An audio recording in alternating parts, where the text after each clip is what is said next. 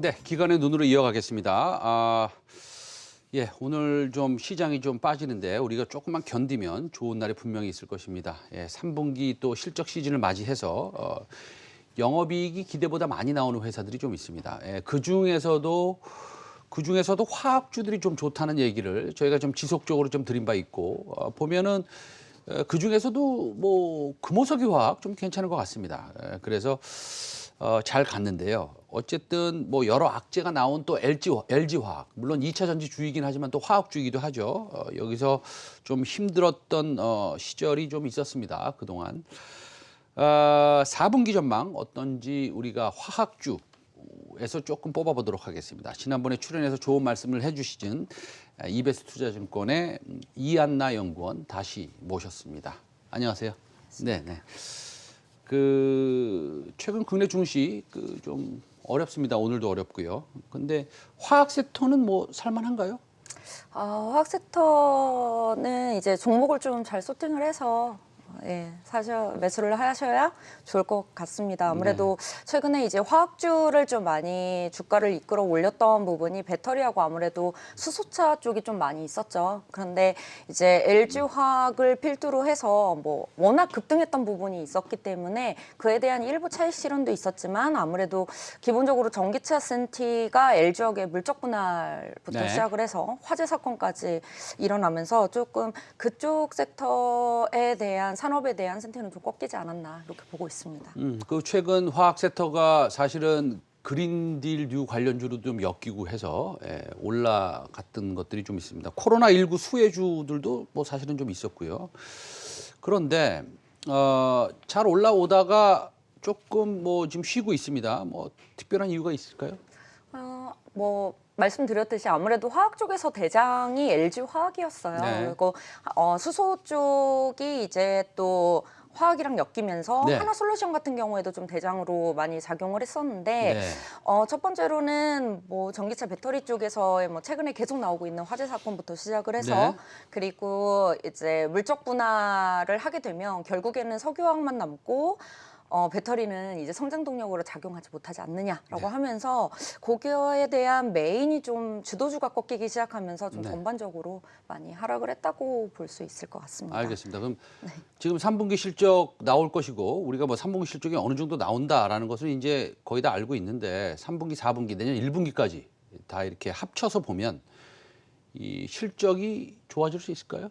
네, 좋아지는 기업들이 분명히 있습니다. 물론 전반적으로 3분기 때 실적이 대부분 스프레드가 확대가 되면서 뭐 금호석유화학부터 시작을 해서 LG화학의 뭐 석유화학 부분도 마찬가지고 하나솔루션의 석유화학 부분도 마찬가지고 전반적으로 다 턴을 합니다. 그래서 석유화학 쪽의 실적이 전부 다 좋은데 사실 화학주를 많이 끌어올렸던 프리미엄 요인이 됐던 부분이 그린뉴딜이 껴요. 그렇기 때문에 그거에 대한 센티를 같이 봐서 조금 구분을 해주셔야 되지 않을까 이렇게 보고 있습니다. 알겠습니다. LG화학 얘기를 안 할 수가 없어요. 그렇죠? LG화학 들고 계시는 우리 시청자 여러분들도 너무 많고 많은 분들이 LG화학에 투자를 많이 하셨는데 물적 분할 이후에 주가가 지지부진해서 조금 그렇긴 합니다. 배터리 관련돼서도 좀 사고라면 사고가 있었고 아직 뭐 확실하게 어느 누가 잘못을 했는지는 아직 결정되지 않았죠? 네. 그러면은 어떻습니까? LG화학은 뭐 지금 살만한가요? 아직은 조금 지켜봐야 되지 않나 이렇게 보고 있습니다. 전부터 말씀드렸듯이 기본적인 심리가 조금 꺾인 상황이고 물적 분할이 가장 큰 기준점이 되고 있기 때문에 지금 전체적으로 배터리 센티에 대해서는 3월 30일 주주총회 이후에 좀 다시 살펴봐야 되지 않을까라고 보고 있고요. 대신 LG화학 쪽을 필두로 해서 이제 배터리에 대한 부분이 조금은 지연이 된다면 센티 올라오는 부분에 지연이 된다면 오히려 수소 경제 쪽이라든지 신재생 쪽에 더 각광을 받고 있는 상황이에요. 그렇다 보니까 그래서 이쪽 중심으로 해서 화학 섹터들을 기업들을 좀 선택을 해야 되지 않나. LG화학이 실적이 2분기에는 흑자 전환했죠. EV 쪽이. 그러면 3분기, 4분기를 봐야 될 텐데. 지금 3분기 3분기 실적이 나왔고요. 나왔죠. 나왔고 잘 됐는데 요즘에 그 니켈하고 코발트 가격이 좀 많이 올라가고 있어요. 그렇다고 본다면 4분기 실적은 조금 빠지는 것이 아닌가요? 참 여러 가지의 문제가 좀 있을 수가 있습니다. 좀 조심스럽기는 한데 네. 지금 어쨌든 3분기까지 굉장히 실적이 좋았던 부분이 작용을 네. 했지만 지금 말씀하셨듯이 원자재 부분이 좀 올라오는 부분 플러스 그리고 이제 화재로 인해서 당장 뭐 원인이 규명이 되지는 않겠지만 네. 어쨌든 일부 한 50% 정도의 과실이 있기 때문에 네네. 뭐 만약에 충당금을 더 쌓게 된다면 아하. 일부 일회성 비용이 4분기에 좀 나올 수 있는 가능성이 있다라고 보고는 있습니다. 충당금 이슈가 또 있을 수 있겠네요. 네. 그렇죠? 어차피 충당금을 쌓아야 되는 거는 마찬가지고. 알겠습니다. 그 LG화학 측에서 일단은 주주들을 좀 달래려고 그러는 건지 몰라도 배당을 또 뭐 3년간 주당 최소 10,000원 이상 주겠다. 뭐 이렇게 밝혔어요. 그런데 이거에 대해서는 느낌이 어떠십니까?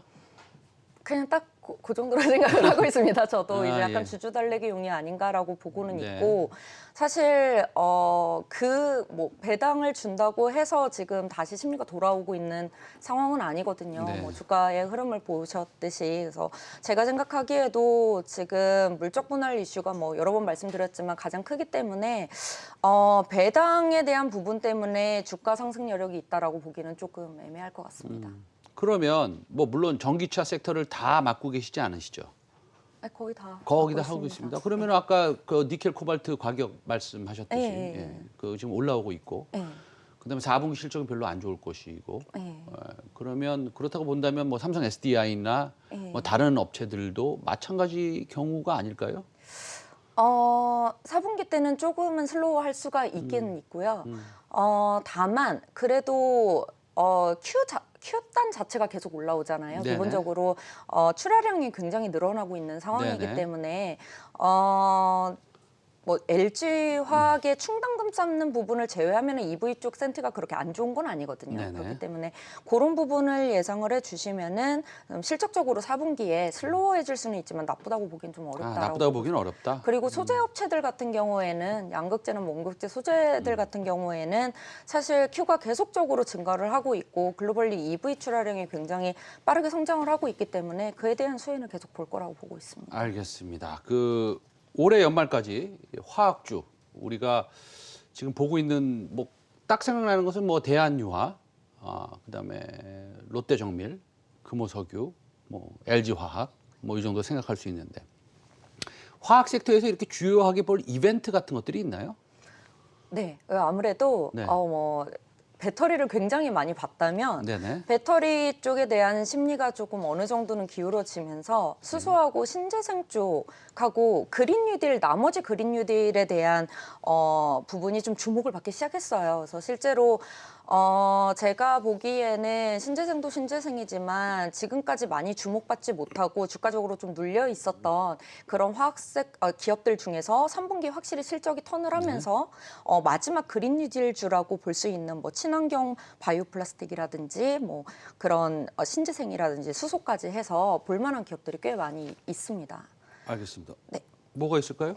네, 볼만한 기업들 얘기해 주세요. 네, 그래서 사실은 네. 국가 예산 중에서 네. 가장 간과하고 있는 부분이 거의 소재 R&D만으로 6조 정도가 편성된 게 이제 바이오 플라스틱 부분이에요. 근데 사실 뭐 아하. 신재생 쪽에서 인프라를 다 깔아서 24조인데 겨우 소재 R&D 하는데 6조 정도 편성됐다는 소리는 네. 굉장히 큰 편성이라고 볼 수가 있거든요. 바이오 예산 플라스틱하고 플라스틱 엔지니어링하고 좀 완전 다른 연관이 거죠. 완전 다른 겁니까? 네, 완전 다른 겁니다. 그래서 그럼 바이오 플라스틱은 어떤 겁니까? 바이오 플라스틱은 우리가 흔히 생각하는 썩는 플라스틱이라고 보시면 되고요. 기본적인 플라스틱 공정이 이제 원유 베이스로 이제 석유화학 공정에서 나오는 네. 거라면 이거는 전분이라든지 설탕이라든지 네. 아니면 나무 소재 이런 것들에서 네네. 추출이 돼서 나오는 거기 네. 때문에 완전 친환경 소재 네. 그리고 나중에 완전 썩는 분해되는 네네. 소재로 볼 수가 있고요. 네. 지금 석유화학 공정의 한 90% 이상이 플라스틱 소재예요. 네. 그래서 이 부분이 가장 환경의 큰 부분, 탄소 배출의 가장 큰 부분을 차지하고 있기 때문에 네. 유럽에서는 전체 플라스틱 비중에서 한 25% 정도가 이미 바이오 플라스틱 쪽이거든요. 네. 그래서 우리나라에서도 늦는 우리나라에서도 주변에 흔히 보이고 지금 있습니다. 바이오 플라스틱 대장주가 어떤 겁니까? 지금 SKC하고 효성 TNC를 제가 꼽고는 있는데요. 네네. SKC는 이미 동박으로도 많이 대장이 되고 있기 그렇죠. 때문에 예. 효성 TNC를 보시면은 좋을 것 같습니다. 효성 최근에도 TNC. 예, 많이 오르고 있는 상태고요. 아, 그래요? 다만 아직도 퍼가 한 15배 정도밖에 안 되기 때문에 네. 그린 뉴딜 쪽으로서는 15배면 싼가요? 그린 뉴딜이 그린 뉴딜 프리미엄이 붙으면은 많게는 40배까지도 올라가지만 아무리 최저로 본다고 해도 25배는 봅니다. 아, 그러면 그래서 굉장히 저평가되어 있는 그럼 효성 상황입니다. TNC를 갖다가 커버하세요? 지금까지는 커버를 안 했고 커버를 할 예정입니다. 아, 커버할 예정이세요? 알겠습니다. 그러면 일단은 바이오 플라스틱 부분에 정부에서 6조를 투자하겠다. 예, 예, 이미 근데 우리가 그걸 좀 예상이 미스하고 있었네요. 그 그렇죠. 데이터는. 예. 그런데 효성 TNC가 대장이고 이 효성 TNC가 기술력이 그렇죠. 있다라는 것이고 예. 그러면 좀 종목 라지캡 중에서 실적으로만 또 탑픽으로 꼽을 수 있을 만한 종목이 있으신가요? 우선은 퓨어캠에서 실적으로는 단연 금호석유화학을 저는 꼽고 있고요. 아, 금호석유화학이요. 네, 예. 2분기에도 실적이 좋았지만 3분기에는 더 좋습니다. 그래서 아하. 4분기 내년까지도 수요가 계속 좋을 것으로 보이기 때문에 금호석유화학은 퓨어캠에서 우선 좋게 보는 네. 기업이고요. 그리고 이제 3분기에 실적 턴이 굉장히 크면서 네. 플러스 그린 뉴딜이 같이 붙는다라는 부분은 이제 수소 쪽에서 탄수섬유 쪽을 유일하게 하고 있는 효성 첨단 소재하고 네. 내년에 이제 부생수소를 고순도로 전환을 하는 설비가 들어오는 효성화학 좋게 보고 있고요. 그리고 이제 효성 TNC 아까 말씀드렸던 바이오플라스틱까지 해서 효성 삼형제 굉장히 좋게 보고 있고요. 다만 제가 이제 효성 쪽에서는 항상 재무 구조가 좀 많이 문제가 됐었고 네네. ESG 쪽에 대한 기준이 조금 내려오지 않았나라는 시장에 대한 생각이 좀 많은데 이번에 이제 A등급 다 이상을 받았어요. 네. 그렇기 때문에 그 부분에 대한 것은 조금 접어두셔도 되지 않을까라고 보고 있습니다. 알겠습니다. 효성에 대한 재무 쪽은 좀 걱정할 만하지 않다 그런데 지금 말씀하시는데 금호석유화학 말씀하셨고 효성 세 종목 말씀하셨습니다. 우리가 이걸 다 살 수는 없고요. 이 중에서 한 가지만 얘기해 주십시오. 어떤 게 제일 좋습니까? 한 가지요. 네. 제가 지금 듣기에는 효성 TNC가 제일 좀 매력적으로 지금은 보이는데요. 매력적입니다. 가장. 알겠습니다. 그럼 효성 TNC로 하는 걸로 하죠. 예, 알겠습니다. 오늘 좋은 말씀 많이 해주셨고요. 이한나 이베스트투자증권 연구원이었습니다. 감사합니다.